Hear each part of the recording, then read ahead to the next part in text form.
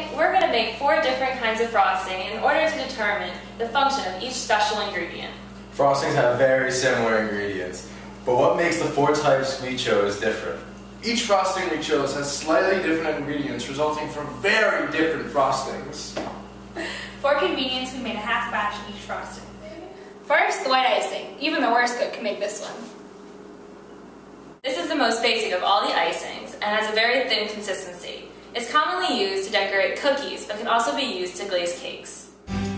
You're going to need 2 1/4 cup confectioner's sugar, also known as powdered sugar, 1/8 plus 1 tablespoon fresh lemon juice. For different flavors, you can substitute the lemon juice for lime or orange because all acids do the same thing.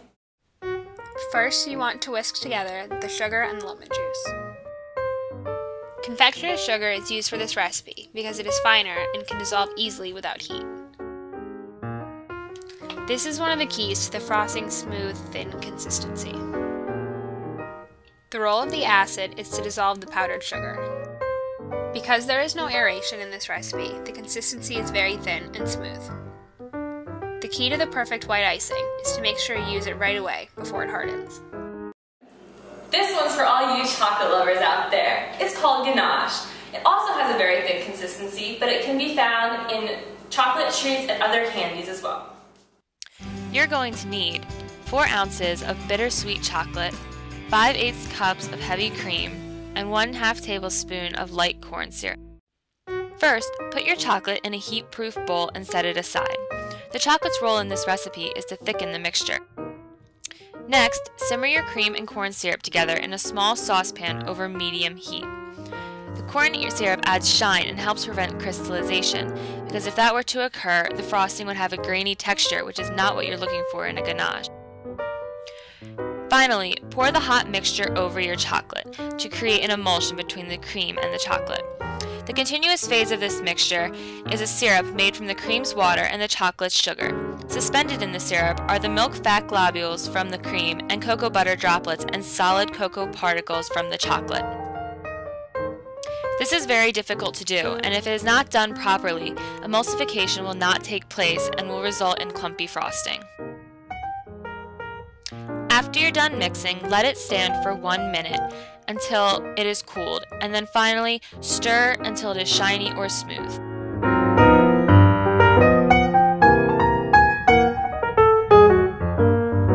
Now we have the 7-minute frosting, which is very light and airy.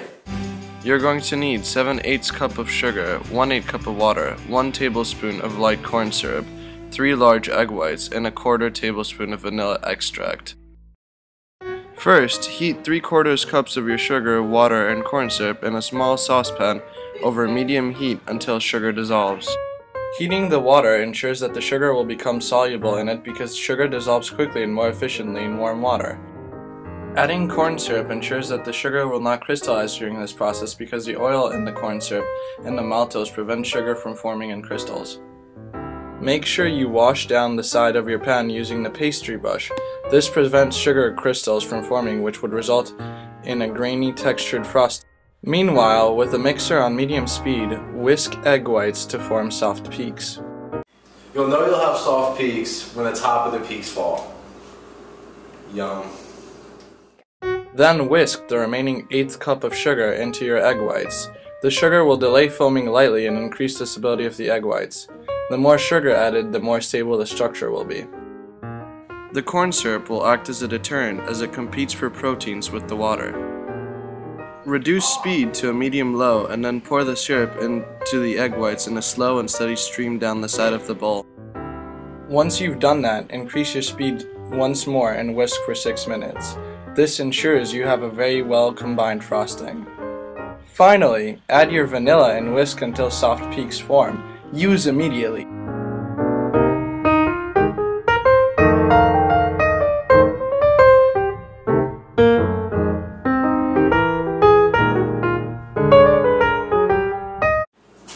The last frosting we'll be doing is buttercream. This is your classic frosting which is used for your birthday cakes. It is very sweet with a thick texture. You're going to need 3 sticks unsalted butter, softened, 4.5 cups confectioner's sugar, 3/4 tablespoon pure vanilla extract. First, beat your butter and 1½ cups of sugar with a mixer on medium speed until well combined. It is important to mix at a constant rate in order to keep the mixture soft and to prevent crystals to form. Be careful not to overbeat the frosting to prevent breaking the bonds further. Reduce speed and gradually add the remaining sugar. Raise speed and add vanilla. When adding the vanilla, a lot of moisture is being added, which helps the mixture to be smooth and thick. Beat until pale and fluffy and your buttercream is done.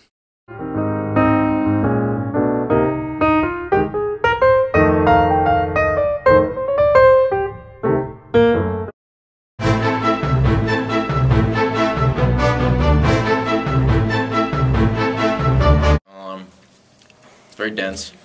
No, it seems dense, but then it's airy. Let's see. If you eat just the icing, it's like a thicker, like denser, like Nesquik mix. That's what you work out for. It's not the frosting. Oh. It's very moist and fluid. It tastes very good. It's not too dense. It has a good texture. So I like it. It's kind of like a glaze almost. It's a little bit hard on top. It's a little lemony. It's not too fluffy, and it's not like it feels like it's like a solid cream. It's not like too fluffy. It's not like watery or anything. And it's good. Hey, it tastes like something that I know. That's good. But it has no flavor. It's not that good. It kind of tastes like glue.